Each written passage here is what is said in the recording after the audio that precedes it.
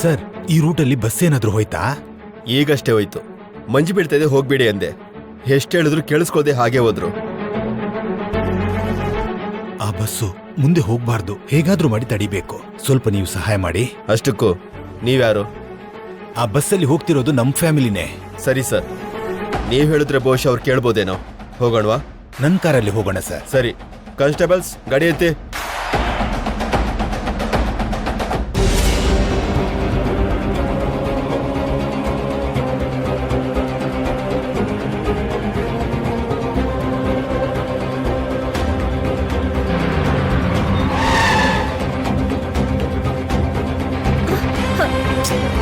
ಏನ್ ಮಿತ್ರ, ಮತ್ತೆ ದಾರಿಲಿ ಹೋಗೋ ದಾಸಯ್ಯಂಗೋಸ್ಕರನೋ ದಾಸಮ್ಮನ್ಗೋಸ್ಕರನೋ ಭಾಗ್ಯ ಬಸ್ ನಿಲ್ಸಿದ್ಲಾ? ಭಾಗ್ಯಂಗೆ ಅದೇ ಕೆಲ್ಸ ಆಗ್ಬಿಟ್ಟಿದೆ. ಮಾಮ್, ಸುಮ್ನಿರ್ತ್ಯಾ?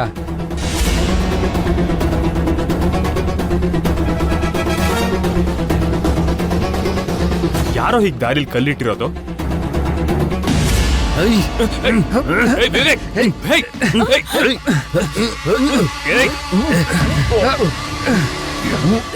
ಮಿತ್ರ ಅವ್ರೆ, ವಿವೇಕ್ ಬಿಡ್ರೋ.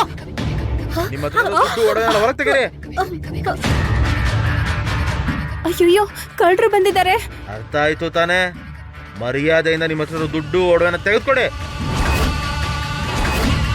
ಇಲ್ಲ ಅಂದ್ರೆ ಚಿಕ್ಕ ಮಕ್ಕಳು ಅಂತ ನೋಡೋರು ಚುಟ್ಟು ಸಾಯಿಸ್ಬಿಡ್ತೇನೆ.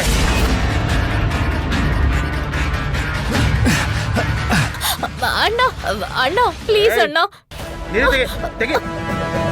ಕೊಡ್ಲಿಲ್ಲ ಅಂದ್ರೆ ಮಗುನ್ ಸಾಯಿಸ್ಬಿಡ್ತೇನೆ. ಬೇಡ, ಮಕ್ಳಿಗೇನು ಮಾಡ್ಬೇಡಿ. ಒಂದ್ ನಿಮಿಷ. ಎಲ್ಲ ಈ ಭಾಗ್ಯದಿಂದನೇ ಆಗ್ತಿರೋದು.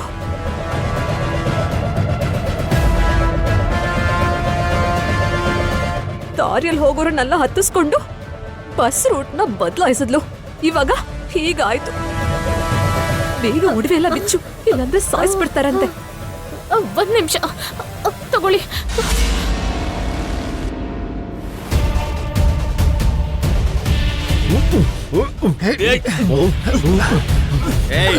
ಎಲ್ಲ ಸಿಕ್ತು ಕಣ, ಎಲ್ಲ ಒಡವೆ ಸಿಕ್ತು. ಅಣ್ಣ ಪ್ಲೀಸ್, ಅಣ್ಣ ಪ್ಲೀಸ್ ಅಣ್ಣ, ನಿಮಗ್ ಬೇಕಾಗಿರೋದೆಲ್ಲ ಕೊಟ್ನಲ್ಲ, ದಯವಿಟ್ಟು ಇವ್ರಿಬ್ರನ್ ಬಿಟ್ಬಿಡಿ ಪ್ಲೀಸ್ ಅಣ್ಣ. ಅವ್ಳು ಕೊಡೋ ಗಾಡಿ ಕಿತ್ಕೊಡು. ಕೊಡು ಕೊಡು.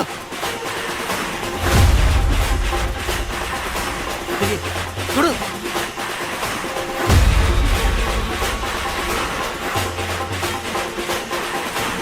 ಏನೋ ಮಾತಾಡ್ತಿದ್ಯೋ, ಕಿತ್ಕೊಡು.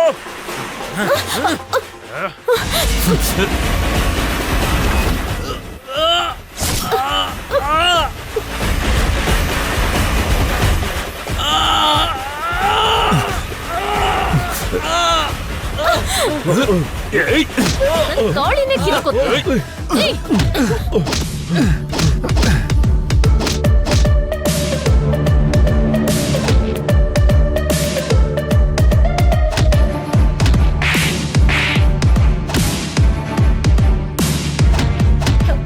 ಮಿತ್ರ ಮಿತ್ರ ಹುಷಾರು. ಅಯ್ಯೋ ನಿನ್ನನ್ನು.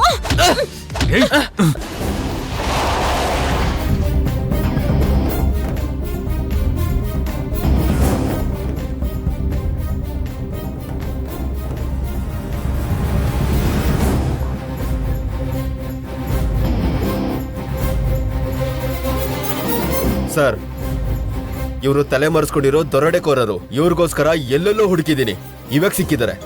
Thank you sir. ಓಕೆ, ಅವ್ರನ್ನ ಕರ್ಕೊಂಡು ಹೋಗಿ.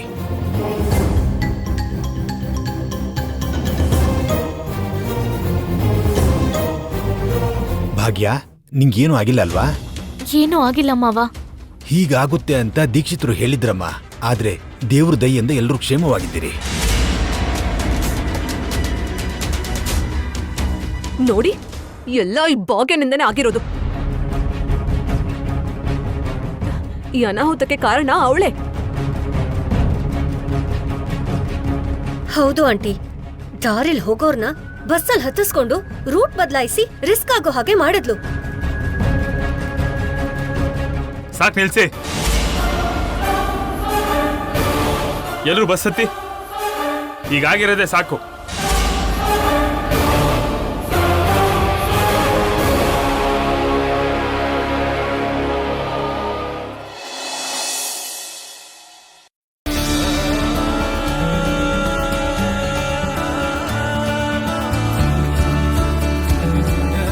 ಯಜಮಾನ್ರೆ, ಭಾಗ್ಯಮ್ಮ ಯಾವಾಗ ಬರ್ತಾರೆ?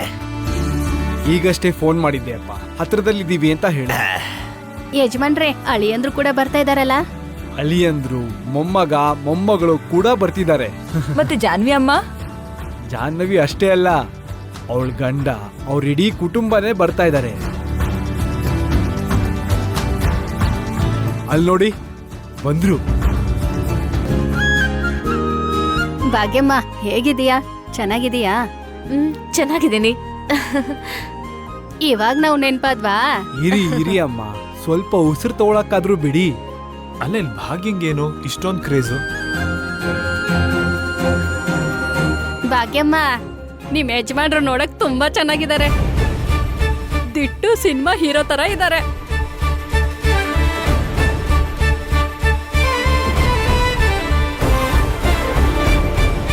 ಜಾನ್ವಿ ಅಮ್ಮ, ನಿಮ್ ಯಜಮಾನ್ರು ಕೂಡ ಸಿನಿಮಾ ಹೀರೋ ತರಾನೇ ಇದ್ದಾರೆ.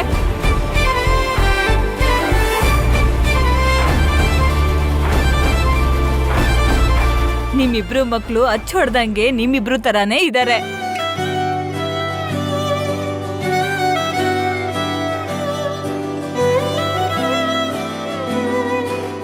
ಸರಿ, ಬನ್ನಿ ಒಳಗಡೆ ಬನ್ನಿ.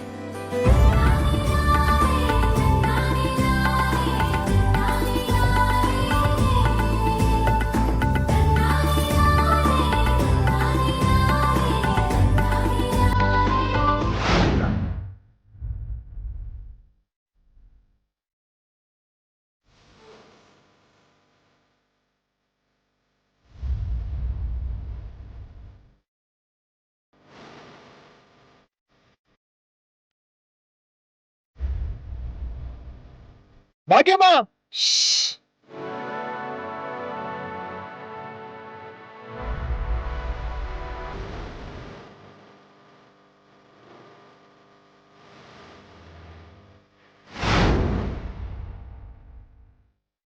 ಗೌರಿ, ನಿನ್ ಮಗುನ್ ಕರ್ಕೊಂಡ್ ಬಂದ್ನಲ್ಲ, ಚಿಂತೆ ಮಾಡ್ಬೇಡ, ಆರಾಮಾಗಿ ಮೇವ್ ತಿನ್ಬೋದು.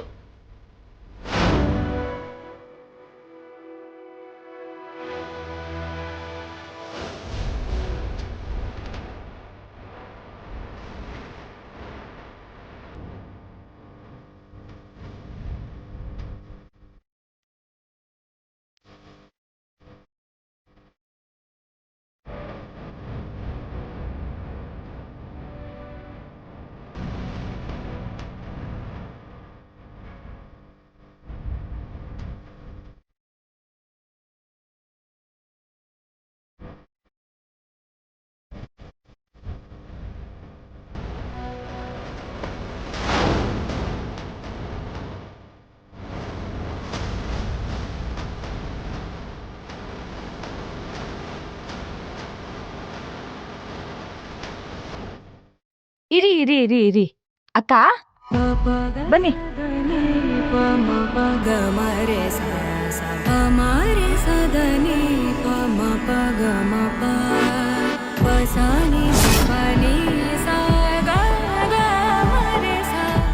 ಏನ್ ಭಾಗ್ಯ ಇದೆಲ್ಲ?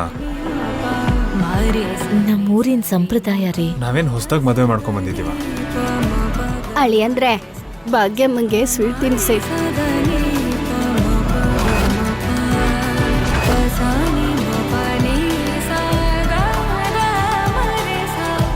ಸಂಪ್ರದಾಯ ರೀ.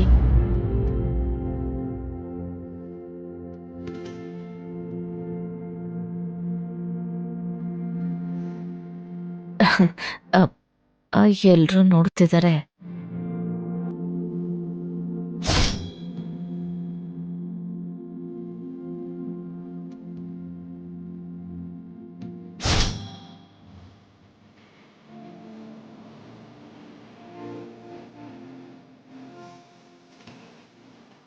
ಅಳಿಯಂದ್ರೆ, ಭಾಗ್ಯಮ್ಮನು ತಿನ್ನಿಸ್ಬೇಕು. ಅಮ್ಮ, ತಿನ್ಸಮ್ಮ.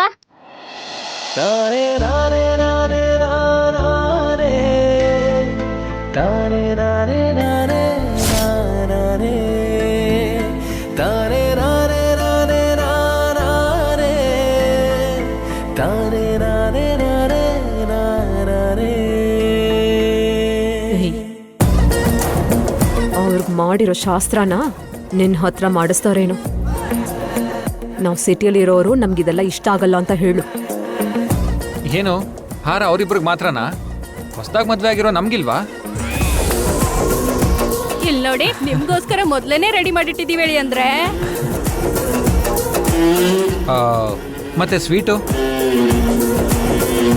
ಅದು ರೆಡಿ ಆಗಿದೆ ಹೇಳಿ ಅಂದ್ರೆ.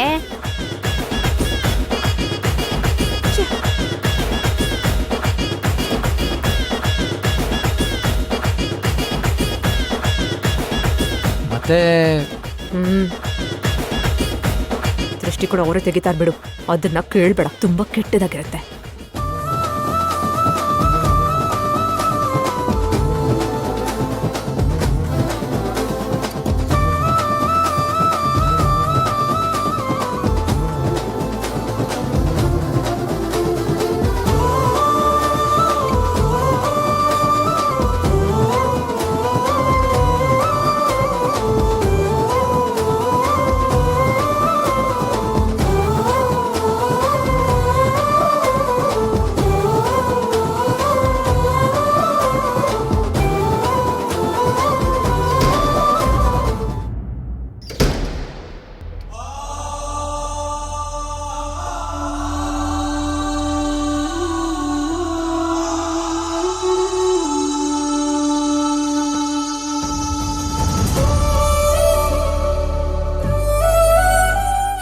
ನೀವ್ ನನ್ ಮದ್ವೆ ಆಗಿ ಅತ್ತೆ ಮನೆ ಕಾಲಿಡೋವರೆಗೂ ನನ್ ಪಕ್ಕನೇ ಇರ್ಬೇಕು.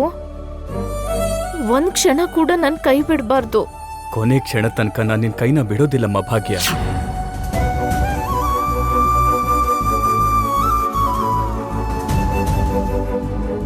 ಪ್ರತಿಯೊಂದು ಹೆಣ್ಣು ತನ್ನ ಮದುವೆ ಅಂತಂದ್ರೆ ಉಟ್ಕೊಳ್ಳುವಂಥ ಸೀರೆ, ಹಾಕೊಳ್ಳುವಂಥ ಒಡವೆ, ಸಂತೋಷ, ಸಂಭ್ರಮ, ಆ ದಿನಕ್ಕೋಸ್ಕರ ಅವಳು ಕಾಣುವಂಥ ಕನಸು, ಹೀಗೆ ಏನೇನೋ ಆಲೋಚನೆಗಳಿರುತ್ತಮ್ಮ. ಆದ್ರೆ ನೀನ್ ಏನಮ್ಮ ಮಾಡ್ತಾ ಇದೀಯಾ? ನಡೀತಿರೋದು ನಿನ್ನ ಮದುವೆ ಅನ್ನೋದನ್ನೇ ಮರ್ತು ಹೋಗ್ತಿದ್ಯಲ್ಲಮ್ಮ. ಒಂದ್ ಕ್ಷಣ ಕೂಡ ನೀವ್ ನನ್ ಕೈ ಬಿಡ್ಬಾರ್ದು.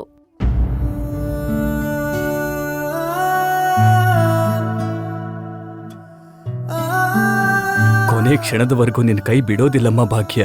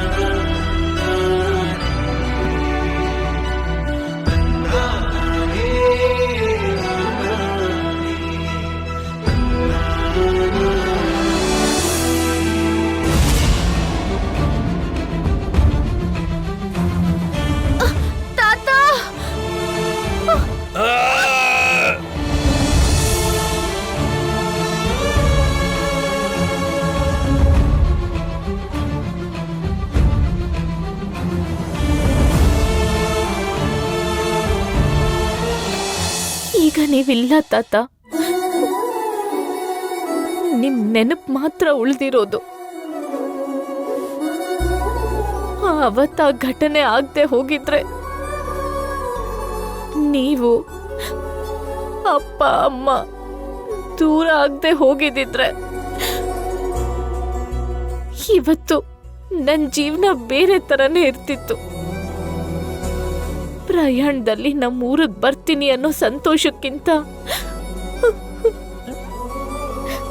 ನಡೆದಿರೋ ಘಟನೆ ನೆನಪೆ ನನಗೆ ಹೆಚ್ಚು ನೋವು ಕೊಡ್ತಿತ್ತು.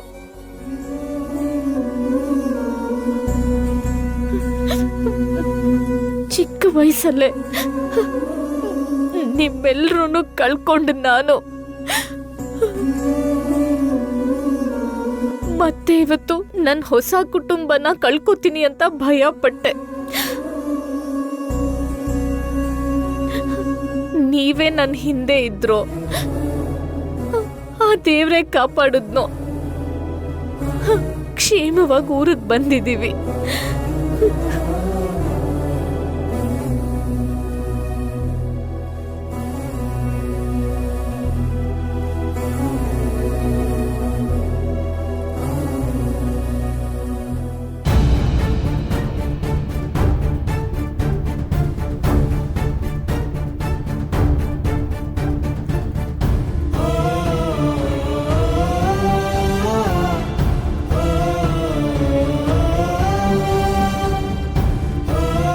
ಏನಕ್ಕ ತಾತನ ಅಪ್ಪ ಅಮ್ಮನ ನೋಡ್ಕೊಂಡು ಬೇಜಾರ್ ಮಾಡ್ಕೋತಾ ಇದೀಯಾ?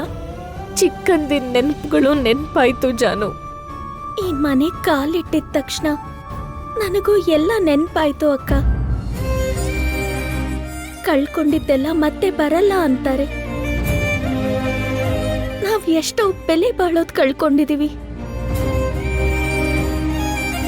ಅದು ನಮ್ ಜೀವನಾನೇ ತಲೆ ಕೆಳಗಾಗಿಸ್ಬಿಡ್ತು. ಆದ್ರೆ ಇಷ್ಟು ದಿನಕ್ಕೆ ನಾವು ಊರಿಗೆ ಕಾಲಿಟ್ಟಿದ ತಕ್ಷಣ ಎಲ್ಲರೂ ನಮ್ಮನ್ನ ನೆನ್ಪಿಟ್ಕೊಂಡು ಪ್ರೀತಿಯಿಂದ ಮಾತಾಡ್ಸಿದ್ ನೋಡಿದ್ರೆ ತಾತ ಅಪ್ಪ ಅಮ್ಮ ಎಲ್ಲಿಗೂ ಹೋಗಿಲ್ಲ. ಈ ಊರವ್ರ ರೂಪದಲ್ಲಿ ಇನ್ನು ಬದುಕೇ ಇದ್ದಾರೆ ಅಂತ ಅನ್ನಿಸ್ತು. ಆ ಪ್ರೀತಿನ ನಾವ್ ಯಾವತ್ತೂ ಕಳ್ಕೊಳ್ಳಲ್ಲ ಅಂತ ಅನ್ನಿಸ್ತು. ಹೌದು ಜಾನು, ಅದೇ ಪ್ರೀತಿ, ಯಾವತ್ತಿಗೂ ಅದೇ ಪ್ರೀತಿ, ಯಾವತ್ತು ಬದಲಾಗ್ದಿರೋ ಪ್ರೀತಿ. ಆ ಪ್ರೀತಿನಲ್ಲಿ ಬಿದ್ದು ನೆನಪಲ್ಲಿ ಮುಳುಗೋಗಿ ಬಾವನ್ನ ಮರ್ತ್ ಹೋಗಿದ್ಯಾ ಅನ್ನಿಸ್ತು. ಅಲ್ಲಿ ಬಾವ ಮತ್ತೆ ಮಕ್ಕಳು ನಿನಗೋಸ್ಕರ ಎಲ್ಲ ಕಡೆ ಹುಡುಕ್ತಾ ಸಂತೆನಲ್ಲಿ ತಪ್ಪ ಹೋಗಿರೋ ಮಕ್ಳ ತರ ಆಡ್ತಾ ಇದ್ರು. ಬೇಗ ಹೋಗಕ್ಕ.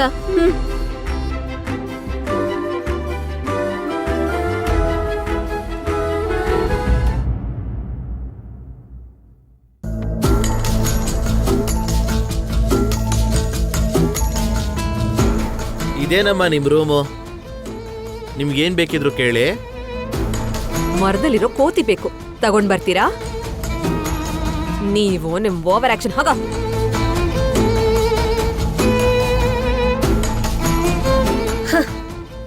ಇದು ಊರೋ ಅಥವಾ ಭಾಗ್ಯ ಫ್ಯಾನ್ಸ್ ಅಸೋಸಿಯೇಷನ್ ಗೊತ್ತಾಗ್ತಿಲ್ಲ ಆಂಟಿ. ಯಾರು ನೋಡಿದ್ರು ಭಾಗ್ಯಮ್ಮ ಭಾಗ್ಯಮ್ಮ ಅಂತ ಅವಳನ್ನ ದೇವತೆ ತರ ನೋಡ್ತಿದ್ದಾರೆ. ಅವಳ ಫಾಲೋಯಿಂಗ್ಸ್ ನೋಡಿ ಮಿತ್ರನ್ ಮನ್ಸ್ ಎಲ್ ಬದ್ಲಾಗುತ್ತೋ ಅಂತ ಭಯ ಆಗ್ತಿದೆ ಆಂಟಿ. ನಿನ್ ಭಯ 100% ಕರೆಕ್ಟ್ ಮನೀಷಾ. ಎಲ್ರೂ ಅವಳನ್ನ ತಲೆ ಮೇಲೆ ಹೊತ್ಕೊಂಡು ಕುಣಿತಾ ಇದ್ದಾರೆ. ಮಿತ್ರನ್ ಮನ್ಸು ಬದ್ಲಾಗ್ದೇ ಇರತ್ತಾ? ನಿನ್ನ ಮಿತ್ರನಿಂದ ಸೈಡ್ ಮಾಡೋದಕ್ಕೇನೆ ಭಾಗ್ಯ ಈ ಟ್ರಿಪ್ ಪ್ಲಾನ್ ಮಾಡಿರೋದು ಅಂತ ಡೌಟ್ ಬರ್ತಾ ಇದೆ. ಇದು ಖಂಡಿತ ಭಾಗ್ಯನ್ ಪ್ಲಾನ್ ಆಂಟಿ. ಊರವ್ರ ಹತ್ರ ಎಲ್ಲ ಹೊಗಳಿಸ್ಕೊಂಡು ಮಿತ್ರನ್ಗೆ ಹತ್ರ ಆಗ್ಬೇಕು ಅಂತ ನೋಡ್ತಿದ್ದಾಳೆ. ಆದಷ್ಟು ಬೇಗ ಈ ಊರಿಂದ ಹೋಗ್ಬೇಕು. ಇವಾಗಷ್ಟೇ ಊರಿಗೆ ಬಂದಿದೀವಿ, ಆಗ್ಲೇ ಹೇಗ್ ಹೋಗೋದು? ಅದ್ರಲ್ಲೇನಿದೆ, ಯಾವ್ದಾದ್ರೂ ಫ್ಯಾಕ್ಟ್ರಿಗೆ ಬೆಂಕಿ ಬಿದ್ದಿದೆ ಅಂತ ಮಿತ್ರನ್ ಕಾಲ್ ಬಂದ್ರೆ ತಕ್ಷಣ ಇಲ್ಲಿಂದ ಹೊರಡಲ್ವಾ ಏನು? ಏನು ಫ್ಯಾಕ್ಟ್ರಿಗೆ ಬೆಂಕಿ ಹಚ್ತೀಯಾ? ಆ ಕೆಲ್ಸ ಮಾತ್ರ ಮಾಡ್ಬೇಡ, ಇನ್ನೂ ಆಸ್ತಿ ಪಾಲ್ ಮಾಡ್ಲಿಲ್ಲ. ಇಲ್ಲಿ ನನಗೆ ಇಷ್ಟು ನಷ್ಟ ಆಗ್ತಿದ್ರೆ ನೀವ್ ಆಸ್ತಿ ನಷ್ಟದ ಬಗ್ಗೆ ಮಾತಾಡ್ತಿದ್ದೀರಾ ಆಂಟಿ? ಹಾಗಲ್ಲ ಮನೀಷಾ. ಅಷ್ಟಕ್ಕೂ ಜರ್ನಿ ಮಧ್ಯದಲ್ಲೇ ಮಿತ್ರ ಬಾಗಿಂಗೆ ಜಗಳ ತಂದಿಟ್ಟು ಮಿತ್ರನ ವಾಪಸ್ ಕರ್ಕೊಂಡು ಹೋಗ್ತೀನಿ ಅಂದಿದ್ದೆ. ಅಷ್ಟಕ್ಕೂ ಆ ಪ್ಲಾನ್ ಏನಾಯ್ತು? ನಿನ್ ಕೈಯಲ್ಲಿ ಏನೂ ಮಾಡಕ್ಕಾಗ್ಲಿಲ್ಲ. ನಾನಲ್ಲ, ಆ ಸಾನ್ಯಾ ಏನೋ ಪ್ಲಾನ್ ಮಾಡ್ತಿದ್ದಾಳೆ. ಅವಳನ್ನ ನಂಬಿ ನಾನ್ ಕಾಮಾಗಿದ್ದೀನಿ. ಅದಕ್ಕೆ ಬೇರೆಯವ್ರ ಆಶ್ರಯದಲ್ಲಿಲ್ದೆ ಸ್ವಂತ ಬುದ್ಧಿನ ನಂಬೇಕು ಅನ್ನೋದು. GPS ಟ್ರ್ಯಾಕರ್ ಅಂತ ದೊಡ್ಡದಾಗಿ ಅದು ಇದು ಅಂತ ಆಫೀಸಲ್ಲಿ ಆ ಸಾನ್ಯಾ ಏನ್ ಮಾಡ್ತಿದ್ದಾಳೋ ಏನೋ.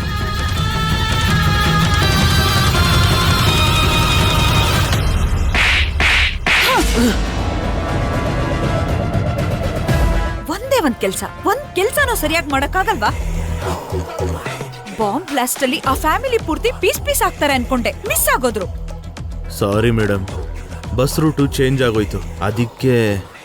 ಈ ತರ ಸಿಲಿ ರೀಸನ್ಸ್ ಹೇಳ್ಬೇಡ.